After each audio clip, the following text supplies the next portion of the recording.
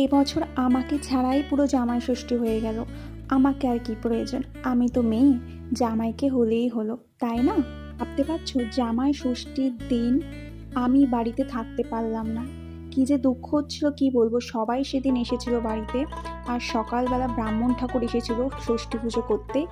আর আমি তো প্রসেনকে বললাম তুমি তাড়াতাড়ি এসো, যতটুকু আমি রিচুয়ালস দেখার আমি দেখবো, কেননা আমারও মনটা পুরো একদম বাড়ির মধ্যেই পড়ে আছে যে আর কেন থাকতে পারলাম। হ্যাঁ, সেটা তো অবশ্যই বলবো যে কেন আমি সারাদিন জামাই ষষ্ঠীতে বাড়িতেই থাকতে পারলাম না।